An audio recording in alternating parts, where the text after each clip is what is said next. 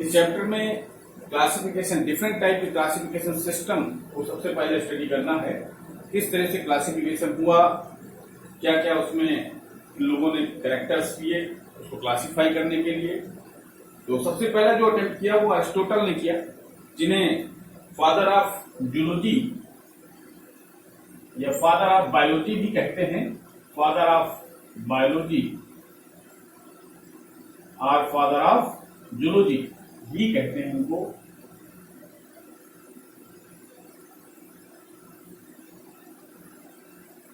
Aristotle ने पहला attempt किया और साइंटिफिक बेसिस पर किया क्लासिफिकेशन।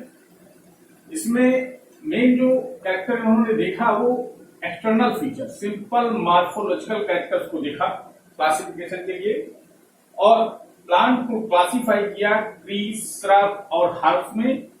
जबकि एनिमल्स को दो ग्रुप में डिवाइड किया, ऐसे एनिमल जो रेड ब्लड रखते हैं और ऐसे एनिमल जो रेड ब्लड नहीं रखते हैं। लेकिन ये कंप्लीट नहीं रहा, सेटिस्फाइड नहीं हुए इसमें बहुत सारी कमियां निकली। तो उसके बाद two kingdom system of classification आया। Two kingdom system of classification Carolus Linnaeus ने दिया। Carolus Linnaeus also known as father of classification. Linnaeus ने दो किंगडम बनाए, प्लांटी और animalia. These two kingdom are divided to living organism. Living organism को दो kingdom में इन्होंने डिवाइड किया, प्लांटी और एनिमैलिया। लेकिन यहां पर इन्होंने देखा कि जिस सेल वॉल या एक्सटर्नल फीचर इन्होंने भी लिया, इन लोगों ने ये दिक्कत की, ये कमी की कि कोई इंटरनल फीचर की बात नहीं की, एनाटॉमी नहीं लिया, सेल स्ट्रक्चर नहीं लिया, केवल external feature, external morphological structure पे ही इन्होंने क्लासिफाई कर दिया। और इससे कमी क्या हुई, इनका ड्रॉबैक क्या रहा, they did not distinguish between the eukaryote and prokaryote. Eukaryote और प्रोकैरियोट में डिफरेंस मींस इसमें यूकैरियोट, अगर प्लांटी और एनिमैलिया की बात करें तो देखा बैक्टीरिया को कहां रखेंगे, प्लांटी में कि एनिमैलिया में, या फिर यूनिसेलर और मल्टीसेलर ऑर्गेनिज्म में भी डिस्टिंग्विश नहीं किया। बहुत सारे ऑर्गेनिज्म ऐसे हैं जो यूनिसेलर है, प्लांट में भी और एनिमल में भी, तो डिस्टिंग्विश नहीं कर पाए। फोटोसिंथेटिक और नॉन फोटोसिंथेटिक, जैसे एल्गी को कहां रखेंगे, प्लांटी में कि एनिमैलिया में, या फंजाई को कहां रखेंगे आप, प्लांटी और एनिमैलिया में, तो डिस्टिंग्विश नहीं कर पाने पे इसमें भी बहुत सारी कमियां आई। और इसके बाद थ्री किंगडम क्लासिफिकेशन आया। This three kingdom classification was given by Haeckel, जिसमें इन्होंने एक किंगडम और बढ़ाया, फंजाई। और उसके बाद four kingdom system of classification आया, कोपलैंड। ये दोनों किंगडम, फोर किंगडम और three kingdom, four kingdom system of classification Copeland ने दिया। ये दोनों सिस्टम एनसीईआरटी में नहीं दिए हैं, लेकिन मैंने यहाँ एक सीरीज में कि टू किंगडम, फिर थ्री किंगडम, फिर फोर किंगडम। अब इसके बाद हम लोग five kingdom system of classification पढ़ेंगे। तो आइए हम लोग five kingdom of system of classification पढ़ते हैं। Five kingdom system of classification was proposed by R.H. Whittaker in 1969। तो R.H. Whittaker साहब ने इसको बताया फाइव किंगडम क्लासिफिकेशन, और यही सबसे ज्यादा एक्सेप्टेड है। इसी को हम लोग एक्सेप्ट करते हैं, फॉलो करते हैं। और इन्होंने बेस्ट कैसे बताया कि इन्होंने क्राइटेरिया चेंज किया, एक्सटर्नल फीचर पर ही नहीं और भी कैरेक्टर इन्होंने लिए, जैसे cell structure, thallus organization, mode of nutrition, reproduction और फाइलोजेनेटिक रिलेशनशिप।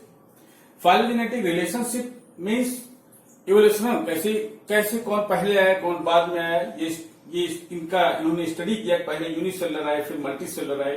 तो इस तरह से इन्होंने ये क्राइटेरिया लेके जब डिवाइड किया और फाइव किंगडम बनाए, और Monera, protista, fungi, Plantae, एनिमैलिया।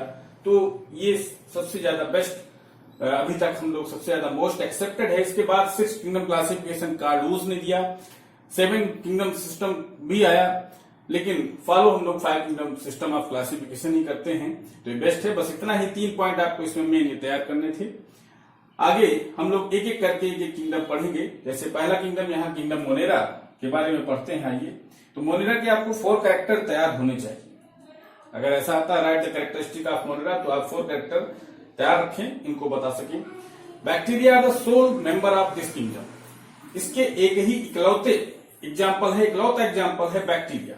Soul member means केवल सिंगल यही एक ही एग्जाम्पल आपको पढ़ना है, बैक्टीरिया। इसमें केवल बैक्टीरिया ही एग्जाम्पल हैं और बैक्टीरिया के ही सारे कैरेक्टर आपको बताने होंगे, जैसे दे अकर एवरीवेयर, ये सभी जगह पाए जाते हैं। They also live in extreme habitat. Extreme habitat means बहुत कठिन परिस्थितियों में भी रह सकते हैं, जैसे हॉट स्प्रिंग, डिजर्ट या स्नो, यहां पर भी ये पाए जाते हैं।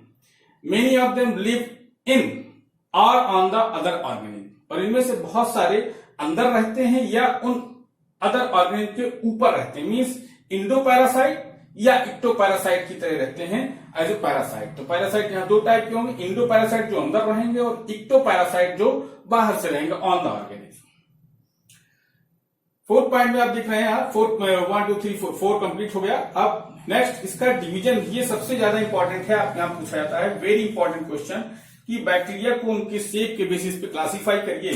तो bacteria are divided into 4 groups on the basis of their shape. पहला कोकस, कोकस में मीन्स स्फेरिकल, स्फेरिकल मीन्स ये स्फेरिकल गोल गोल होंगे। कोकाई सिंगुलर बोलेंगे इसको, कोकस यहां पर सिंगुलर है, कोकाई प्लूरल होगा, कोकस सिंगुलर है। बैसिलस ये सिंगुलर है, बैसिलाई बोले तो बहुत सारे बैक्टीरिया। और bacillus means rod shape, rod shape आप देख रहे हैं, और इसको दिखाया गया यहां पर स्पोर फॉर्मेशन भी हो रहा है। और थर्ड वेप्रियम, वेप्रियम में कॉमा शेप, कॉमा शेप में ये नीचे वाला डायग्राम होगा कॉमा शेप, और कॉमा शेप का डायग्राम आप देखिए, ये दिस इज कॉमा शेप। और स्पाइरलम में आप स्पाइरल बनाएंगे, मीन्स जिस तरह से स्नेक होता है स्पाइरल, इस तरह से स्पाइरलम में स्पाइरल शेप होगा इनका। और इसमें फ्लैजिला भी पाए जाते हैं मूवमेंट के लिए, तो आप फ्लैजिला को इस तरह से दिखा देंगे। These are the 4 groups of bacteria, these are flagella. तो इतना ही पढ़ना था। नेक्स्ट किंगडम हम लोग नेक्स्ट लेक्चर में स्टार्ट करेंगे, किंगडम प्रोटिस्टा। Thank you.